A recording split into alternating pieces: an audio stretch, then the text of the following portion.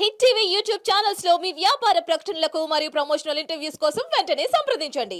Kids దగ్గర నుంచి teenage వచ్చే వరకు కూడా వాళ్ళు ఏం చెప్పినా కూడా లైక్ నోరు తెరిచి ఇది నాకు నొప్పి లేదంటే ఇక్కడ నాకు బాధగా ఉంది అని పిల్లలు చెప్పే వరకు తల్లిదండ్రులు జాగ్రత్తగా చూసుకోవాల్సిందే బిడ్డల్ని. ఏమంటారు? అవును. సో దాని తర్వాత టీనేజ్ ఎఫెక్ట్ అసలు చాలా పెద్ద టాపిక్ సార్ టీనేజ్ ఎఫెక్ట్ అనేది. సో ఒకసారి టీనేజ్కి వచ్చిన తర్వాత పిల్లలు ఏం చేస్తున్నారు, ఎట్లా ప్రవర్తిస్తున్నారు, పేరెంట్స్కి that was a big deal అనే చెప్పుకోవాలి. సో వాళ్ళని పేరెంట్స్ అనేవాళ్ళు ఎట్లా గమనిస్తూ ఉండాలి వాళ్ళని? లైక్ ఫ్రెండ్లీ వేనా లేదంటే పేరెంట్స్ని నువ్వు గట్టిగా కొట్టో తిట్టో ఎట్లా కొట్ట ఉంచుకోవాలా అని కొంతమంది పద్ధతి వాళ్ళ సపరేట్ అనుకోండి. సో ఎట్లా ప్రవర్తిస్తే మంచిది అంటారు టీనేజర్స్తో? సో ఫస్ట్ థింగ్ ఏంటంటే పేరెంట్స్ పిల్లోడు అన్నీ షేర్ చేసుకోవాలన్నమాట. పిల్లోడు కానీ పాప కానీ పేరెంట్స్ అన్నీ షేర్ చేసుకోవాలి. లైక్ స్కూల్లో ఏం జరిగినా లేకపోతే కాలేజ్లో ఏమన్నా ప్రాబ్లం ఉన్నా అన్నీ షేర్ చేసుకోవాలన్నమాట. వాళ్ళు ఎప్పుడు షేర్ చేసుకుంటారంటే పేరెంట్ కూడా ఎక్కువ టైం కేటాయించాలన్నమాట. పేరెంట్స్ మదర్ కానీ ఫాదర్ కానీ ఈ మధ్య మనం చూస్తున్నామా అందరూ ఎక్కువగా ఐటీ సెక్టర్లో వర్క్ ఫ్రమ్ హోమ్ అని మొత్తం దాని మీదే ఉంటున్నారు. లేకపోతే బిజినెస్ అని అదని ఇదని పిల్లలతో ఎక్కువ టైం స్పెండ్ చేయట్లేదు. సో పిల్లలతో టైం ఎక్కువ స్పెండ్ చేయకపోవడం వల్ల వాళ్ళకంత ఏంటంటే వాళ్ళకి ఆ థాట్ రాదు. ఓకే, నాకు ఏమైనా ప్రాబ్లం వస్తే మా పేరెంట్స్ ఉన్నారు చూసుకోవడానికి, ఆ థాట్ రాదనమాట. సో వాళ్ళు షేర్ చేసుకోరు. వాళ్ళు కుమిలిపోయి అసలు ఏం చెప్పకపోవడం, ఎక్కువగా డిప్రెషన్కి లోన్ అవ్వడం జరుగుతుందన్నమాట. సో ఏంటంటే పేరెంట్స్ నేను ఇందాక చెప్పినట్టు టైం స్పెండ్ చేయడం, వాళ్ళని బయట తీసుకెళ్ళడము, ఏదైనా యాక్టివిటీస్లో పార్టిసిపేట్ చేయించడము, లేకపోతే పిల్లలు వేరే పిల్లలతో ఎక్కువగా ఆడుకునేటట్టు చూసుకోవాలి. సో అప్పుడు వాళ్ళలో ఏంటంటే యాంగ్జైటీ, సోషలైజింగ్ బిహేవియర్ అనేది కొంచెం మెరుగవుతాయి అన్నమాట. బాగా సోషలైజ్ అవుతే వాళ్ళలో ఈ సోషల్ యాంగ్జైటీ డిజార్డర్ అనేది రాకుండా ఉంటుంది అనమాట. అంటే ఏదన్నా ఇంటర్వ్యూకి వెళ్ళాలన్నా లేకపోతే ఎగ్జామ్స్కి వెళ్ళాలన్నా ఈ స్టేజ్ ఫియర్ ఇవన్నీ కూడా ఉంటుంటాయి. సో ఈ సోషల్ యాంగ్జైటీ అనేది మనం తగ్గించగలుగుతాం. ఇంకొకటి ఒకవేళ పిల్లల్ని మానిటర్ చేయకపోతే పూర్తిగా అసలు గాలికి వదిలేస్తుంటారు కొంతమందిని. సో అట్లాంటి పిల్లలు ఏంటంటే స్కూల్కి వెళ్ళకుండా డుమ్మా కొట్టడం, బంక్ కొట్టడము, లేకపోతే వేరే పిల్లలతో ఎక్కువ గొడవ పడ్డము, లేకపోతే ఏదన్నా దొంగతనాలు చేయడము, చిన్న చిన్న వాటికి పేరెంట్స్ పాకెట్స్లో నుంచి దొంగతనాలు చేయడం ఇవన్నీ కూడా చేస్తుంటారు. సో అట్లాంటప్పుడు వాళ్ళు ఆ దొంగతనం చేసి ఏదన్నా సిగరెట్స్ ట్రై చేద్దామని లేకపోతే గంజాయి ట్రై చేద్దాము ఎట్లా ఉంటుందో దొంగతనం స్టార్ట్ అయిందంటే అన్నీ స్టార్ట్ అవుతాయి. సో మెల్లమెల్లగా వాళ్ళు అన్ని అలవాట్లు చేసుకుంటారు. సో కొంచెం ఆల్కహాల్ తాగుదాము ఏమవుతుంది, కొంచెమే కదా, ఫ్రెండ్స్ ఫోర్స్ చేస్తుంటారు. అంటే ఆ బ్యాడ్ ఫ్రెండ్షిప్ అనేది ఒకటి ఉంటుందన్నమాట. సో ఆ బ్యాడ్ ఫ్రెండ్షిప్లో ఏంటంటే వాళ్ళు ట్రై చేద్దాము, అరే ట్రై చేయరా ఏమవుతుంది, ఇప్పుడు కాకపోతే ఇంకెప్పుడు ఎంజాయ్ చేస్తావు, ఇట్లాంటి మాట్లాడేసరికి వాళ్ళు ట్రై చేస్తారు. కొంతమందిలో కంట్రోల్ ఉంటుంది, కొంతమందిలో కంట్రోల్ అనేది దాటిపోతుంది అనమాట.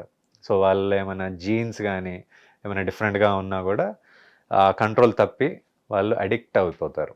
సో వాళ్ళలో అడిక్షన్ ప్రాబ్లమ్స్ అనేవి చాలా ఎక్కువగా ఉంటాయి. సో ఇదే కాదు, చాలా అడిక్షన్స్ ఉంటాయి. ఇప్పుడు ఎక్కువగా ఆన్లైన్లో బెట్టింగ్ చేయడము, గ్యాంబ్లింగ్ డిజార్డర్ అంటాము.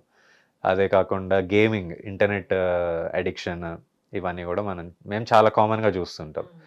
అంటే చిన్న పిల్లల నుంచి కూడా స్టార్ట్ అవుతుంది. 10 years of age, even elderly people కూడా 60, 70లో కూడా ఈ అడిక్షన్స్ చూస్తుంటాం. సో అదే కాకుండా కొంతమంది పార్నోగ్రఫిక్ అడిక్షన్ కానీ ఇట్లాంటి వాటికి కూడా అడిక్ట్ అవుతుంటారు. సో వాటి వల్ల ఎక్కువ ప్రాబ్లమ్స్ వస్తుంటాయి వాళ్ళలో. సో హౌ యూ ట్రీట్ అండి? లైక్ ఇప్పుడు మా వాడు ఇట్లా ఎడిక్ట్ అయిపోయాడండి, మేము ఎంత చెప్పినా వినట్లేదు, తిట్టాం కొట్టాం ఇంట్లో పెట్టేసాం అన్నీ అయిపోయినాయి అప్పటికి. సో ద లాస్ట్ స్టేజ్ మీరు అన్నట్టు నిజంగా లాస్ట్ స్టేజ్కే వస్తారు ఏ పేరెంట్ లాస్ట్ స్టేజ్కి వచ్చి డాక్టర్ గారు ప్లీజ్ అండి మార్చండి అన్నప్పుడు what is the first thing you do అంటే? సో వాళ్ళలో ఏంటంటే ఫస్ట్ పేరెంటల్ ఎడ్యుకేషన్ అనేది ఇంపార్టెంట్. వాళ్ళు ఏంటంటే ప్రతిదానికి చిన్న చిన్న వాటికి కూడా పనిష్ చేస్తుంటారు. ఆ పనిష్మెంట్ అనేది ఉండద్దు అనమాట. ఈ పనిష్మెంట్ ఉంటే ఇంకెక్కువ అవుతుంది ఆ బిహేవియర్. సో వాళ్ళలో ఏంటంటే కొంచెం రీఇన్ఫోర్స్మెంట్ బిహేవియర్ అనేది నెగిటివ్ రీఇన్ఫోర్స్మెంట్ అంటాం. సో ఈ నెగిటివ్ రీఇన్ఫోర్స్మెంట్ అనేది చేయగలిగితే వాళ్ళు ఆ బిహేవియర్స్ అన్ని మెల్లమెల్ల మనం స్టాప్ చేయొచ్చు. సో పేరెంట్స్ ఎట్లా డీల్ చేస్తున్నారు, వాళ్ళు ఎట్లా డీల్ చేయాలనేది ఫస్ట్ ఎడ్యుకేట్ చేస్తాం. సో అక్కడ 30-40% ప్రాబ్లమ్ సాల్వ్ ముందు అయిపోతుంది. పేరెంట్స్ తో ఇంటరాక్ట్ అవుతారు. Yes, okay. పేరెంట్స్ వాళ్ళ వే ఆఫ్ డీలింగ్ మార్చుకోవాలన్నమాట. సో సపోజ్ వాళ్ళు మనం ఎడ్యుకేట్ చేసినా కూడా మన ముందు ఓకే అని తర్వాత ఇంటికి వెళ్ళి డిఫరెంట్ వేలో బిహేవ్ చేస్తుంటారు. సో అక్కడ డ్యామేజ్ అవుతుంది. సో అట్లాంటి కేసెస్లో ఏంటంటే ఒకవేళ సివియర్గా ఈ అడిక్షన్స్ అన్నీ ఎక్కువగా ఉన్నాయంటే మనం అడ్మిట్ చేసి ట్రీట్ చేస్తాం. వాళ్ళల్లో రెగ్యులర్గా వాళ్ళ కౌన్సిలింగ్ ఇస్తూ కరెక్ట్ మెడికేషన్స్ రైట్ టైంకి ఇవ్వడము అవన్నీ చేస్తుంటాం. సో అప్పుడు తొందరగా వాళ్ళ రికవరీ అనేది జరుగుతుంది. ఎంత టైం గ్యాప్ పడుతుంది డాక్టర్ గారు? ఒక పేషెంట్, ఇప్పుడు పేషెంట్ అనకూడదు, సో యాజ్ అ స్టూడెంట్ లిటరల్గా అంత తాగుడుకి గాంజాయికి బానిస అయిపోయాడు, మీ దగ్గరికి వచ్చాడు ఫైనల్ స్టేజ్ కోసం. So how many months or days it will take to treat him అంటే? సో మనం ఎగ్జాక్ట్గా ఎన్ని మంత్స్ అవుతుంది, ఎన్ని డేస్ అని అవుతుంది అని చెప్పలేము. It depends on the patients motivation also. అంటే అడిహరెన్స్ టు ట్రీట్మెంట్ అంటాం. సో వాళ్ళు ఎక్కువగా ట్రీట్మెంట్ అనేది తీసుకోగలుగుతారు, రెగ్యులర్గా ఫాలోఅప్స్కి రాగలిగితే అది చాలా మంచి చేస్తుంది అనమాట. వాళ్ళకి తొందరగా వాళ్ళు రికవర్ అవుతారు. ఫ్యూచర్లో మళ్ళీ ఇట్లాంటి ప్రాబ్లం రాకుండా మనము ప్రివెంట్ చేయొచ్చు అనమాట. రిలాప్స్ అంటాం. రిలాప్స్ ప్రివెన్షన్ అనేది చాలా ఇంపార్టెంట్. ఇనీషియల్గా ట్రీట్ చేస్తాము, కానీ మళ్ళీ ఫ్యూచర్లో ఒక 6 months తర్వాత 1 year తర్వాత మళ్ళీ రిలాప్స్ అవుతుంటారు. మళ్ళీ అదే సబ్స్టెన్స్కి అడిక్ట్ అవుతుంటారు. అది గంజాయి అవ్వనివ్వండి, లేకపోతే హెరాయిన్, కొకైన్, సిగరెట్స్ కానీ, లేకపోతే ఆల్కహాల్ కానీ దొంగతనమన్నా కానివ్వండి, ఏదైనా తప్పు చేయాలన్నా థాట్ మళ్ళీ వచ్చేస్తారు. మళ్ళీ వచ్చేస్తుంది. సో వాళ్ళలో ఆ థాట్స్ అనేవి మనము రిమూవ్ చేయగలిగితే త్రూ థెరపీ, అంటే థెరపీ సెషన్స్ ఇస్తామన్నమాట. సో ఆ థెరపీ సెషన్స్లో ఏంటంటే వాళ్ళలో ఏమైనా ఇంకేమైనా ప్రాబ్లమ్స్ ఉన్నాయా, అంటే పాస్ట్లో ఏమైనా ట్రామాస్ కానీ, వాళ్ళు ఏమైనా అబ్యూజ్, సెక్షువల్ అబ్యూస్ కానీ అట్లాంటివి ఏమైనా ఉన్నా కూడా వాటిని హీల్ చేయడానికి చూస్తాం అన్నమాట. రైట్. సో అవి చేస్తే వాళ్ళ ఫ్యూచర్ బిహేవియర్స్ అనేవి మనం బాగా కంట్రోల్ చేయొచ్చు అన్నమాట. సో పాత రోజుల్లో అంటే అదొక లైక్ ఫ్యామిలీ అందరూ కలిసి ఉండేవాళ్ళు, తాతలు అన్ని, సో వాళ్ళని చూసి నేర్చుకోండి అమ్మ, కొద్దిగా భయం భక్తులతో ఉండేవాళ్ళు. బట్ ఈ జనరేషన్ మొత్తం సపరేట్ ఫ్యామిలీస్ అయిపోయేసరికి ఆ భయం ఉండదు సార్. ముందు ఆ భయం లేకుండా, so this lack of parenting అంటారా, అప్పుడు జనరేషన్కి లేనంత ఇప్పుడు జనరేషన్ ఎందుకు ఇంతలా ఫేస్ చేస్తున్నారు? సో ఫ్యామిలీ సపోర్ట్, అదే మీరు అన్నట్టు గ్రాండ్ పేరెంట్స్తో ఎక్కువగా ఇంటరాక్ట్ అవ్వకపోవడం అదొక డ్రాబ్యాక్ ఇప్పుడున్న సొసైటీకి. సో కంబైన్డ్ ఫ్యామిలీ ఉంటే ఇంకా మంచిది, అందరూ కలిసి ఉంటే ఇంకా మంచిది, ఫ్యామిలీ సపోర్ట్ ఉంటుంది. వాళ్ళల్లో ఏంటంటే స్టడీస్ ప్రకారం డిప్రెషన్, యాంగ్జైటీ, ఇంకా స్కిజోఫ్రీనియా, బైపోలార్ డిజార్డర్ లాంటివి, లేకపోతే అడిక్షన్ డిజార్డర్స్ అనేవి చాలా తక్కువ అన్నమాట. వాళ్ళలో మనం చూసిన రేట్స్, ప్రివాలెన్స్ రేట్స్ అవి చాలా తక్కువ. అదే న్యూక్లియర్ ఫ్యామిలీ తీసుకొనివ్వండి, లేకపోతే బ్రోకెన్ ఫ్యామిలీస్, సెపరేటెడ్ పేరెంట్స్ ఉన్నా కూడా వాళ్ళలో ఎక్కువ ఛాన్సెస్ ఉంటాయి. సో సెపరేటెడ్ లేకపోతే బ్రోకెన్ ఫ్యామిలీస్లో ఎట్లా అంటే వాళ్ళ మదర్ని కానీ వాళ్ళ ఫాదర్ని కానీ వాళ్ళు రోల్ మోడల్గా తీసుకోవడము, లేకపోతే ఆ జెనెటిక్స్ కానీ అవన్నీ ఎక్కువగా ఇన్ఫ్లుయెన్స్ చేస్తాయి అన్నమాట. వాళ్ళ సరౌండింగ్ ఎన్వైరన్మెంట్ కూడా అట్లానే ఉంటుంది కాబట్టి వాళ్ళు అదే వేలో వెళ్తుంటారు అనమాట. సో అట్లాంటి కేసెస్లో మనం ఎక్కువగా ఈ సూసైడ్స్ కానీ ఇవన్నీ ఎక్కువ చూస్తుంటాం, అడిక్షన్స్ ఎక్కువ చూస్తుంటాం.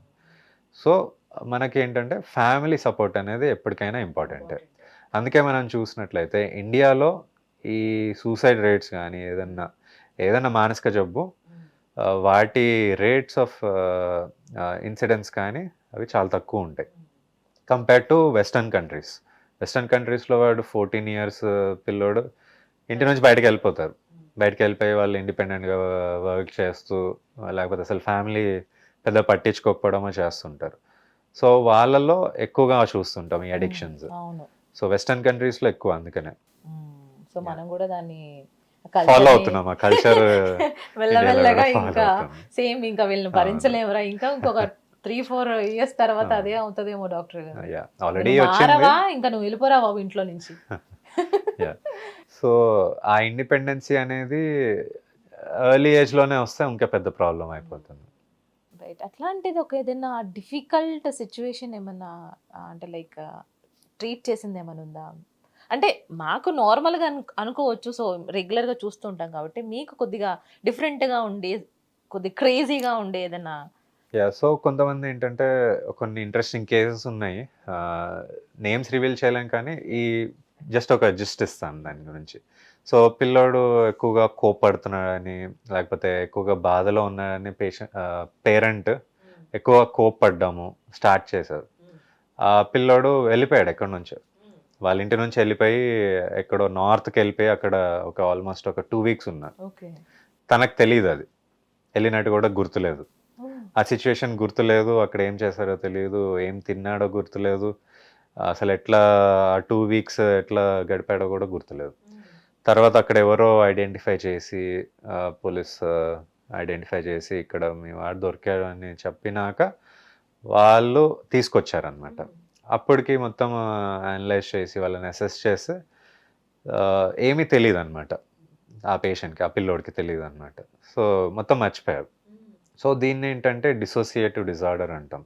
సో వాళ్ళలో గుర్తుండదు, ఎక్కువగా డిప్రెషన్లోకి లోనైనా, లేకపోతే ఎవరన్నా అంటే పేరెంట్స్ పట్టించుకోకపోవడం ఇవన్నీ ఉంటే ఈ డిసోసియేటివ్ డిజార్డర్ అనేది చాలా కామన్గా చూస్తుంటాం. చిన్నపిల్లల్లో కూడా మనం చూడొచ్చు. Oh my god, that was అమ్మో. సో ఈ యొక్క దీనిలో what is the message you want to give to parents అంటే ఏం చెప్తారు? ఎక్కువగా పనిష్ చేయొద్దు అసలు. పనిష్మెంట్ లేకుండా నార్మల్గా ఏదన్నా ప్రాబ్లం వస్తే దగ్గర ఉండాలి. ఆ సాల్వ్ చేయకపోయినా పర్వాలేదు ఆ ప్రాబ్లమ్ని, కానీ దగ్గర ఉండాలి పేరెంట్. సో ఒకవేళ పేరెంట్ అసలు పట్టించుకోవట్లేదంటే ఆ తర్వాత ఇంకా డ్యామేజ్ మొత్తం అయిపోయినాక కూడా ఏడ్చి లాభం ఉండదు. కరెక్ట్.